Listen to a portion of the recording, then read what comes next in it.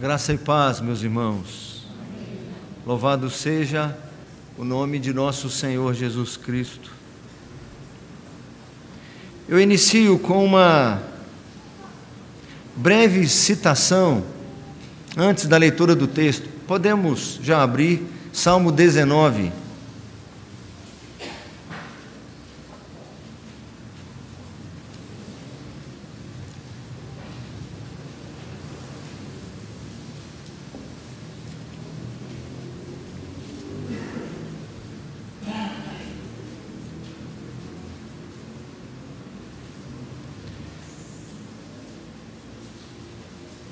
Segundo ele, é uma constatação a que ele chega. Ele diz: temos mais material sobre a Bíblia e a teologia do que nunca. Mais interesse em estudos bíblicos. E ainda assim temos menos conhecimento da Bíblia e da teologia.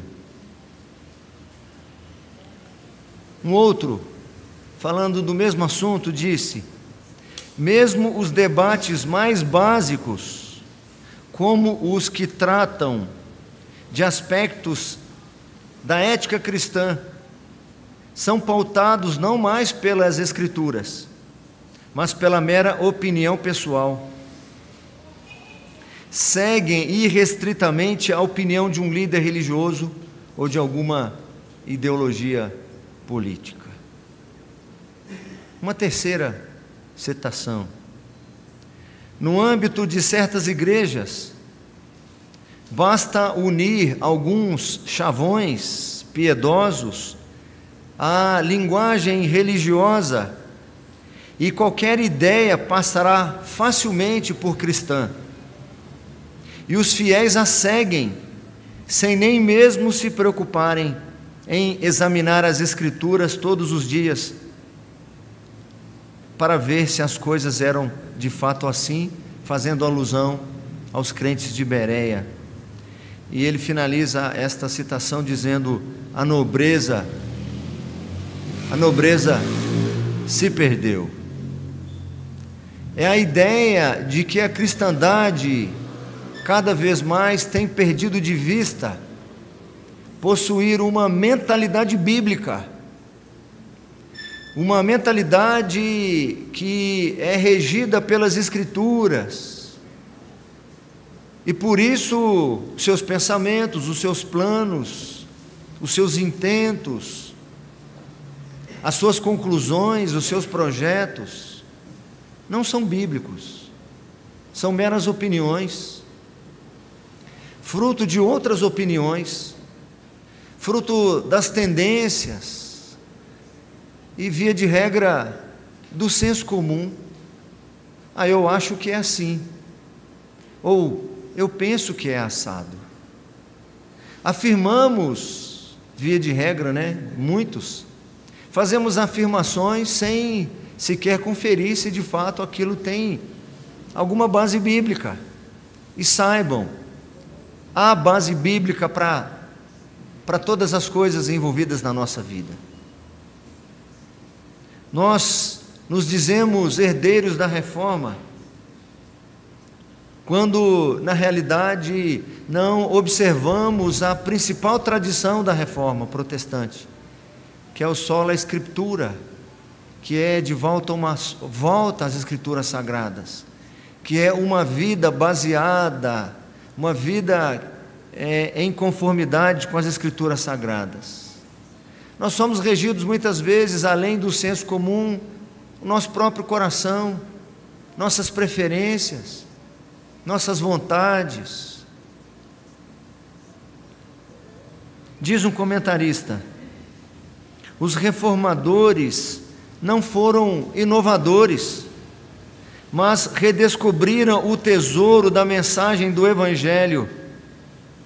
Essa redescoberta do Evangelho não é um recurso para melhorar nossa autoestima ou nos ajudar a ascender socialmente, nem para fazer a igreja crescer em 5 passos ou qualquer outra coisa do gênero. O Evangelho que foi redescoberto na Reforma diz respeito a ouvir a mensagem revelada na Escritura sobre a graça de Deus no Cristo crucificado e crer nele.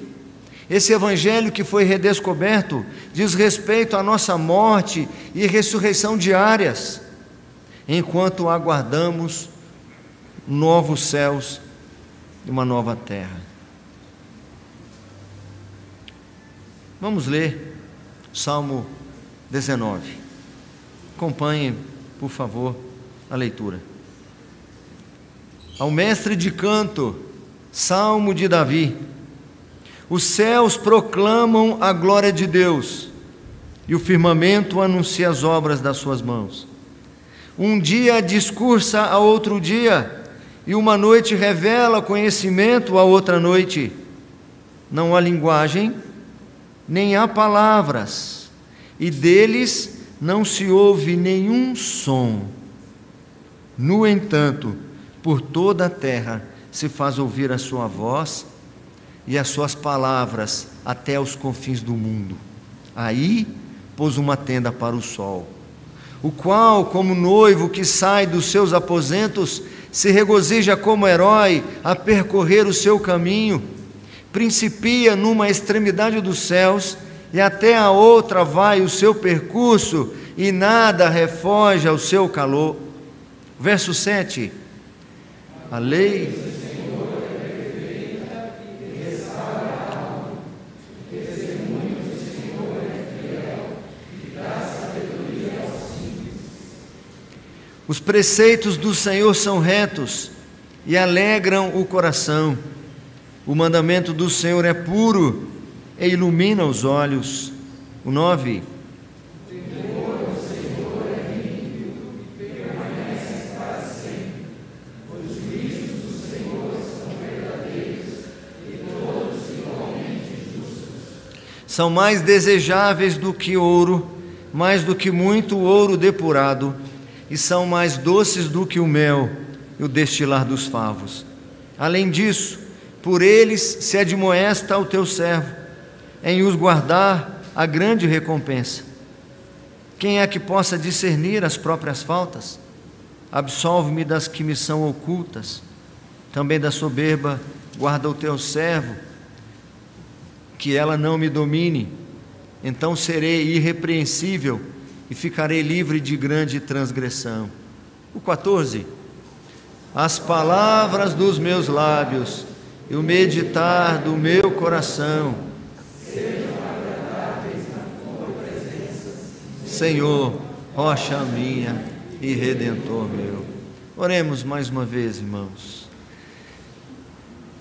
Deus de Abraão, Deus de Isaque, Deus de Jacó, exaltado e engrandecido seja o teu nome. Não estamos aqui cumprindo alguma atividade proforme, apenas costumeira ou rotineira.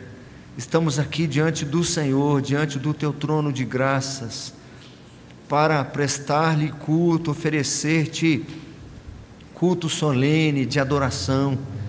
Queremos engrandecer o teu nome e esperamos, desejamos, ansiamos que o teu Espírito Santo nos aprimores, nos interpretes, nos auxilies, para que cada ato, cada momento lhe suba como um aroma agradável, Senhor, e que na mediação de Jesus Cristo sejamos aceitos na tua presença. Rogamos, Senhor Deus, que seja gracioso para conosco e fale com a tua igreja nesta hora, fale com o teu povo, fale comigo, Senhor, fale profundamente com cada um de nós, instrua-nos, corrija-nos, repreenda-nos, ó Deus, em nome de Jesus. Eduque-nos na justiça, por amor do teu nome.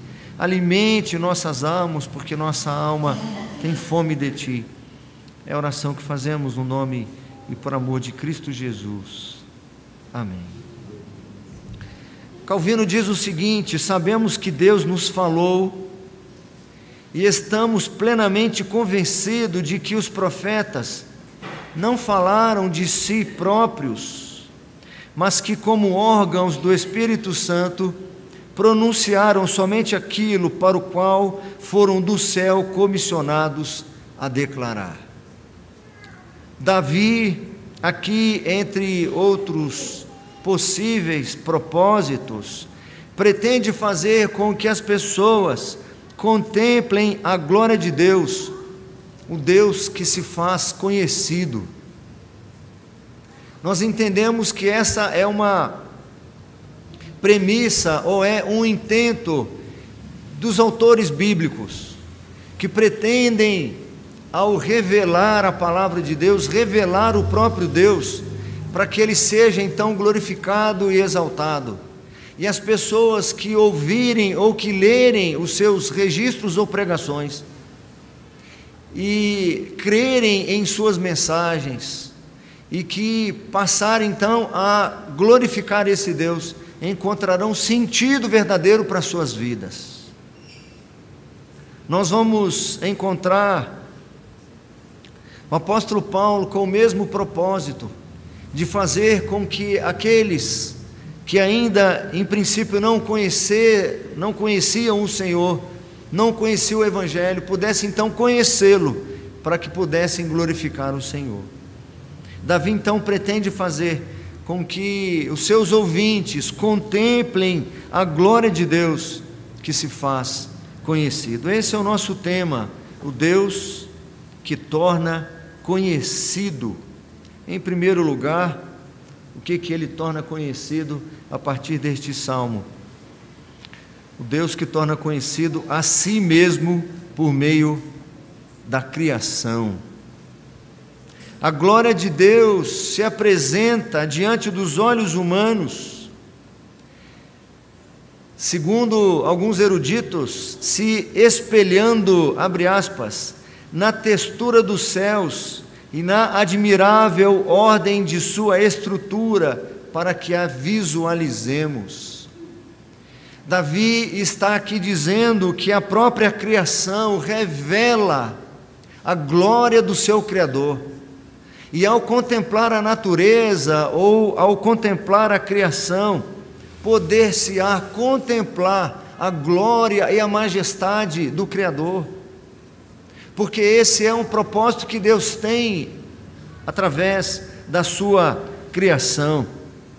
Davi pretende fazer com que Deus seja conhecido, quer chamar a atenção das pessoas, dos seus leitores, dos seus ouvintes, para que prestem atenção na majestade do Senhor que se revela. Os céus proclamam a glória de Deus. Observem para você ver. E o firmamento anuncia as obras das suas mãos. Isso é constantemente, isso é diuturnamente. Deus se faz notório, sua glória se faz notória, rotineiramente. Um dia discursa a outro dia, e uma noite revela conhecimento a outra noite. Não há palavras, é óbvio, e deles não se ouve nenhum som. No entanto, por toda a terra se faz ouvir a sua voz. Vários homens de Deus, ao longo do registro bíblico, chamam a atenção para esta verdade, para que contemplemos as obras feitas pelas mãos do Senhor, e assim possamos reconhecer sua majestade e a sua glória. O Senhor nos ensina a sermos observadores daquilo que Ele criou, não para podermos dizer que a natureza é perfeita, olha como a natureza é perfeita, menosprezando assim o obreiro ou o Criador. Muitas vezes, quando há algum abatimento espiritual, quando há alguma carência para a fé, quando há algum desânimo para com as coisas do Senhor, nós somos instados pelos autores bíblicos a contemplarmos as obras da criação. Eu não poderia mencionar isso sem, além de falar aqui de Davi, eu não poderia me eximir de falar do profeta Isaías, quando vive num contexto de muito ou de grande abatimento do povo de Deus. Havia uma carência muito grande para a fé daquele povo. Eles se afastavam do Senhor com facilidade.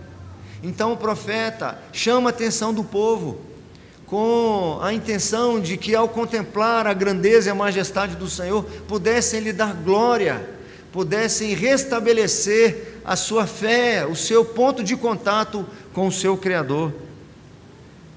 Diz o profeta Isaías: acaso não sabeis? Porventura não ouvis? Não vos tem sido anunciado desde o princípio? Ou não atentastes para os fundamentos da terra? O abatimento de vocês é fruto de não observarem os fundamentos da terra. A incredulidade de vocês, ou a frágil fé de vocês, a instabilidade espiritual de vocês, o relacionamento tão frio com o Senhor, parte também de vocês deixarem de observar os fundamentos da terra. E ele continua no versículo seguinte: Ele é o que está assentado sobre a redondeza da terra, cujos moradores são como gafanhotos. É Ele quem estende os céus como cortina e os desenrola como tenda para neles habitar. Tem um comentarista que diz assim, Dr. Guedes, ele diz assim: nenhum poema jamais conteve um argumento mais excelente contra o ateísmo, contra a incredulidade, nenhum que se expresse melhor. Levantai ao alto os olhos e vede quem criou estas coisas. Aquele que faz sair os seus exércitos e estrelas, todas bem contadas, as quais chama pelos nomes, cada uma delas, para que nenhuma delas venha a faltar, por ser Ele grande em força e forte em poder. Estás abatida, ó minha alma, espera em Deus. Que Deus? Aquele que faz sair os seus exércitos de estrelas. Eis aqui um excelente conselho para os dias de abatimento, de desânimo, de desencorajamento. Levantai ao alto os olhos e vede quem criou estas coisas. Ouça aquilo que não pode ser ouvido pelos olhos físicos, pela audição física, porque os céus verdadeiramente proclamam a glória de Deus, porque verdadeiramente o firmamento anuncia as obras das suas mãos. O apóstolo Paulo, ao ensinar essa verdade, o Deus que se faz conhecido, o Deus que torna conhecido a si mesmo por meio da criação, ele é muito contundente na afirmação de que a glória de Deus se manifesta na criação. Ele chega a dizer que a glória de Deus se manifesta de maneira tão notória que os homens são indesculpáveis. Ele diz assim na carta aos Romanos: porque os atributos invisíveis de Deus, ficaria muito bom para ajudar-nos na nossa compreensão e até memorização, se vocês pudessem, depois de mim, repetir passo a passo o versículo, aqueles que se sentirem à vontade, é claro. Porque os atributos invisíveis de Deus, assim o seu eterno poder, como também a sua própria divindade, claramente se reconhecem desde o princípio do mundo,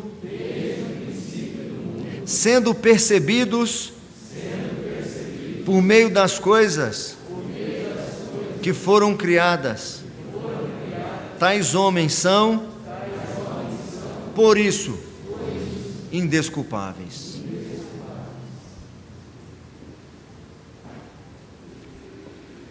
O Deus que se torna conhecido por meio da criação.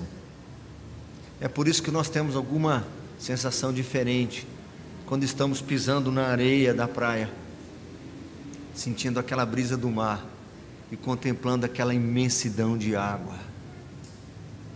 É por isso que temos uma sensação diferente quando estamos respirando o ar puro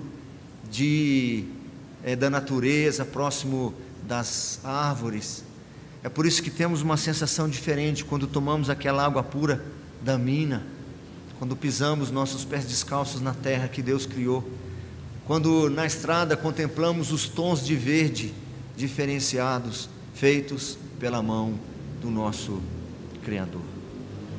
Mas o Deus que torna conhecido a si mesmo por meio da criação, também torna-se conhecido por meio da palavra. É o que nós encontramos do versículo 7 até o versículo 11.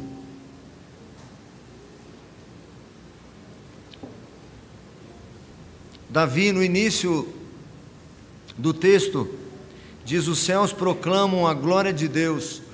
O nome de Deus que ele está se utilizando aí é para revelar justamente a sua grandeza, a sua majestade, a sua soberania.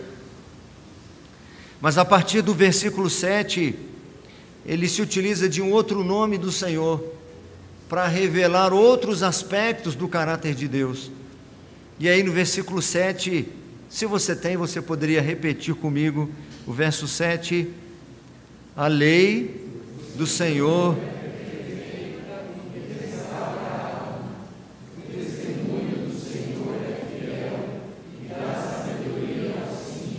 E a partir daí até o versículo 11, ao se referir a Deus, ele se refere como Senhor, com todas as letras em caixa alta, que é a tradução do tetragrama sagrado Yahvé, que significa o Deus da aliança. Então ele disse no início do Salmo: esse Deus soberano, Criador dos céus e da terra, cuja glória se manifesta na criação, é também um Deus da aliança, um Deus próximo, que se revela também através da sua palavra.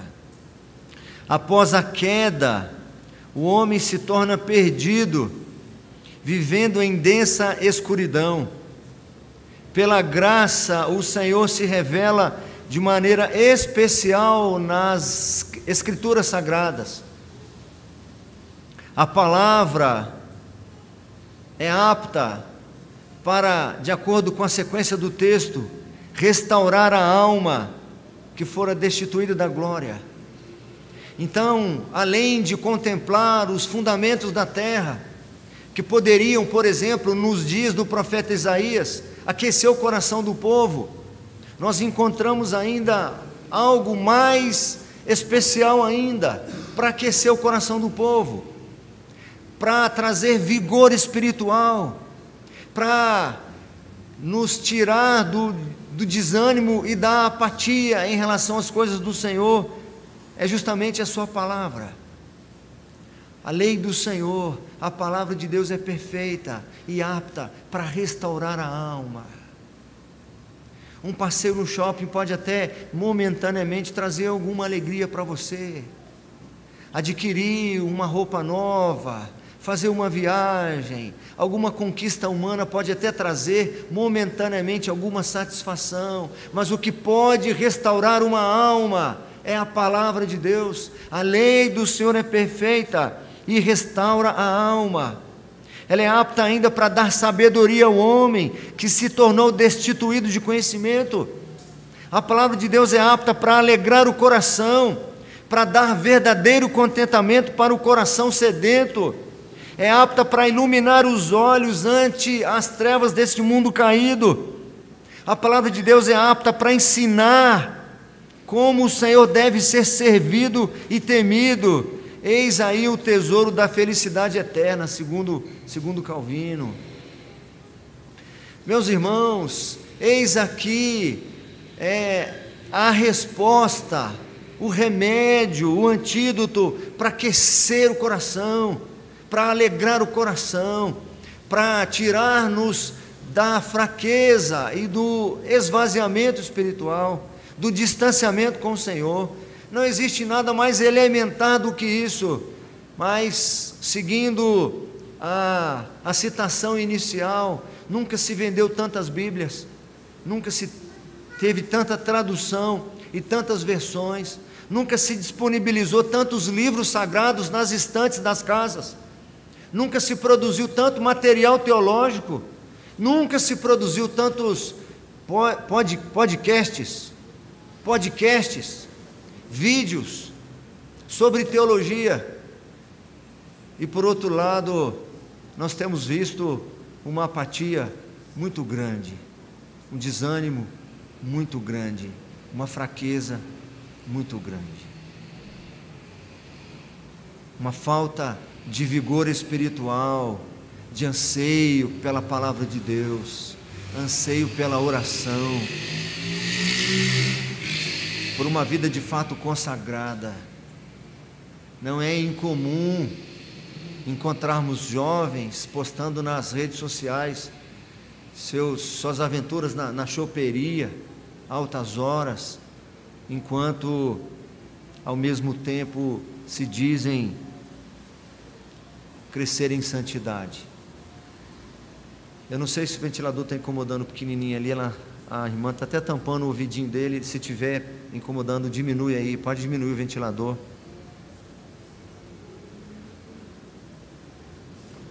O texto nos ensina que a sua palavra, que a palavra de Deus é totalmente justa, totalmente justa. Aquele que tem fome e sede de justiça se sacia nas Escrituras. Você observa coisas erradas e você se incomoda com elas. Você sofre pelas injustiças. Você perde o sono quando você vê as maldades e perversões não sendo punidas exemplarmente. Quando você observa pessoas sendo massacradas em praça pública e pouco tempo depois os algozes estão livres por conta de uma progressão de pena. Você está cansado das injustiças e tem fome e sede de justiça, como Jesus ensina na bem-aventurança. Aqui o texto diz para nós que o temor do Senhor é límpido e permanece para sempre. Os juízos, ou seja, a palavra de Deus, os juízos do Senhor são verdadeiros e todos igualmente justos. Querem encontrar o equilíbrio correto, querem encontrar a medida adequada, querem encontrar a justiça, a encontrará na Escritura Sagrada.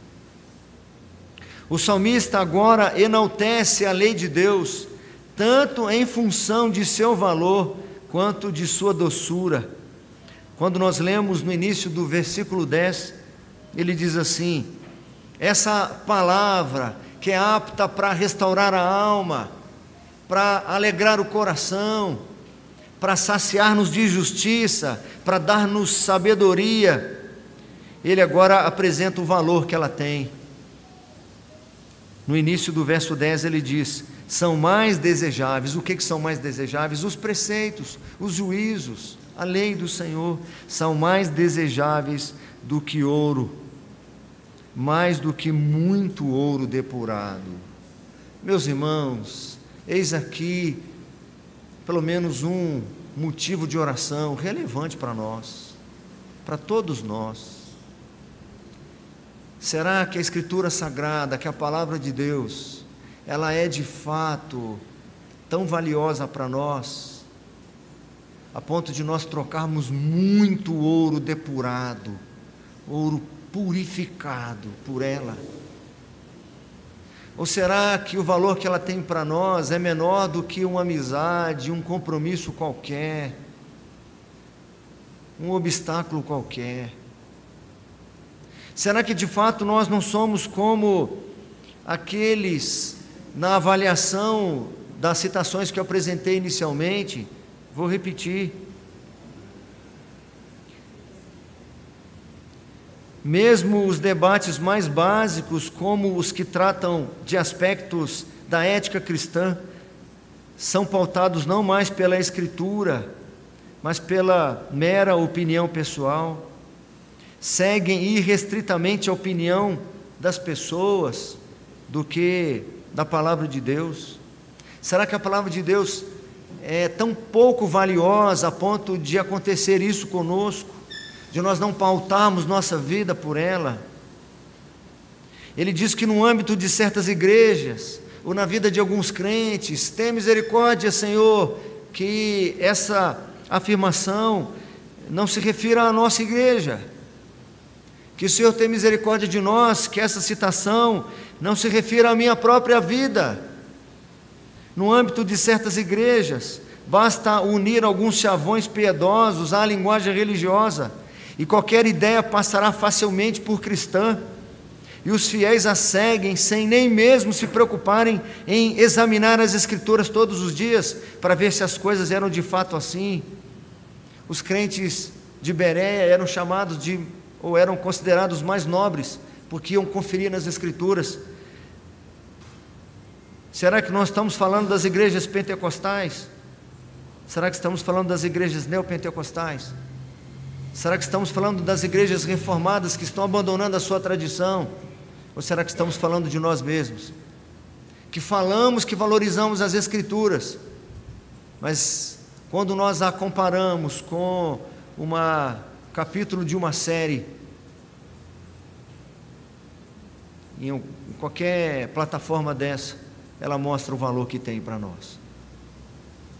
Quando o nosso coração nos inclina a uma preferência, a um desejo, a algum anseio, nós paramos para refreá-lo, para avaliar se a Escritura de fato está nos conduzindo àquilo, ou é simplesmente uma preferência, uma dúvida pessoal, um mero desejo íntimo, ou se é de fato o Senhor que tem me conduzido. Será que nós podemos ser considerados como os crentes mais nobres, porque dizemos seguir as Escrituras, ou porque de fato nós nos alimentamos dela? A quem nós queremos enganar? São mais desejáveis os seus juízos, os teus preceitos são mais desejáveis do que ouro, mais do que muito ouro depurado. É o valor que o autor bíblico atribui às Escrituras.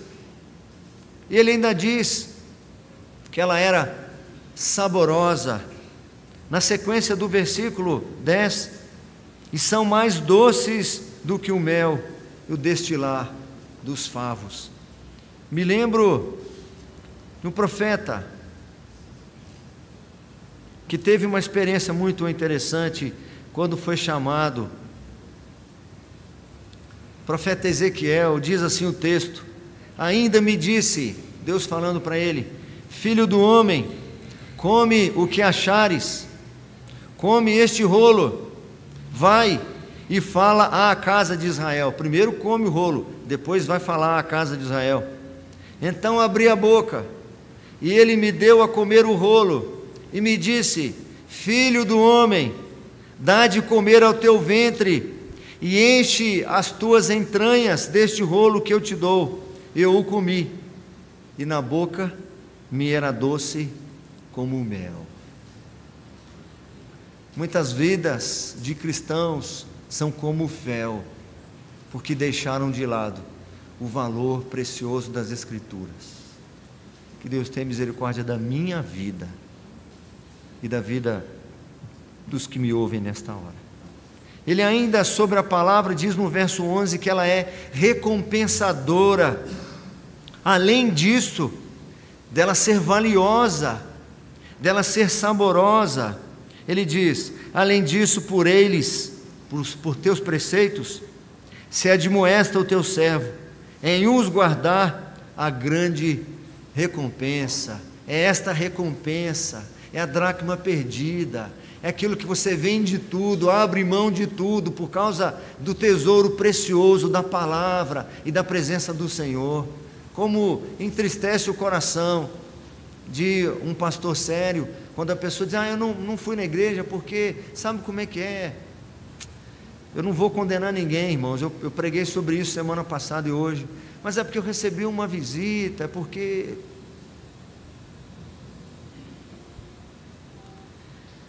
Me lembro, quando leio esse salmo, lembro do diácono Silvio, lá da Sexta Igreja Presbiteriana de Juiz de Fora, igreja da minha esposa, né, do meu sogro, e, enfim.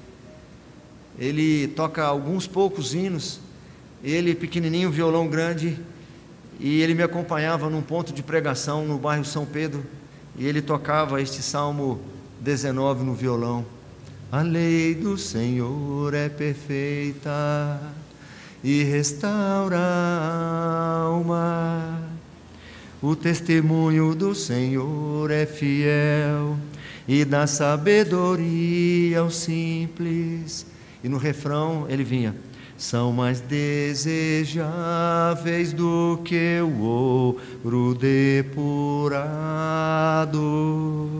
são mais doces do que o mel e o destilar dos favos. Finalmente, irmãos, o Deus que torna conhecido a si próprio a partir da criação, das obras criadas, a partir das Escrituras, Ele torna conhecido o próprio homem a partir de si mesmo. Isso está no Salmo. Deus torna-se conhecido através da criação, torna-se conhecido através das Escrituras, da palavra, a revelação especial, e torna o homem conhecido de si mesmo. Uma citação do livro 1 das Institutas: é notório que o homem jamais chega ao puro conhecimento de si mesmo, até que haja antes contemplado a face de Deus, e da visão dele desça a examinar-se a si próprio. Ora, sendo-nos o orgulho a todos ingênuo, sempre a nós mesmos nos parecemos justos e íntegros e sábios e santos, a menos que, em virtude de provas evidentes, sejamos convencidos de nossa injustiça, indignidade, incipiência e depravação. Não somos, porém, assim convencidos se atentamos apenas para nós mesmos e não também para o Senhor, que é o único parâmetro pelo qual se deve aferir este juízo. Pois uma vez que somos todos, por natureza, propensos à hipocrisia, por isso qualquer vã aparência de justiça nos satisfaz amplamente em lugar da real justiça. E porque dentro de nós, ou ao nosso derredor, nada se vê que não seja contaminado de crassa impureza ou de grande impureza, por todo o tempo que confinamos nossa mente aos limites da depravação humana, aquilo que é um pouco menos torpe a nós, nos sorri como a mais refinada pureza.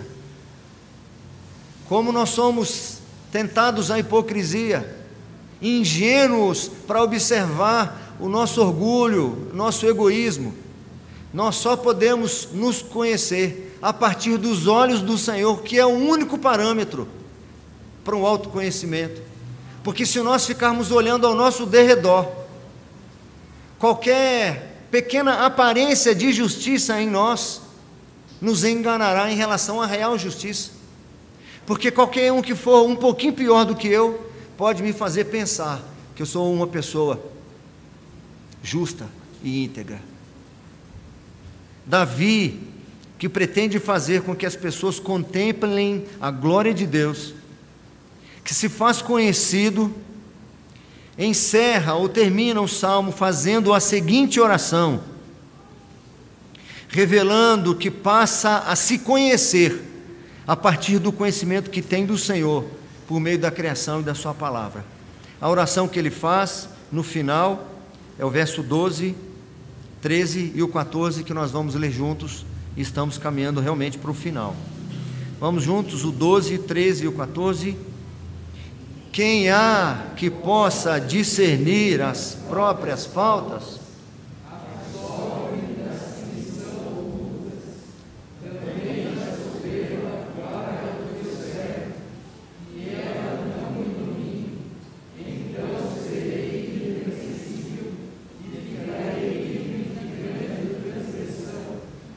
As palavras dos meus lábios e o meditar do meu coração sejam agradáveis na tua presença, Senhor, rocha minha e redentor meu. Aqui ele se reconhece. Eu não sei se eu coloquei isso lá. Primeiro, está lá, incapaz de sondar seu próprio coração.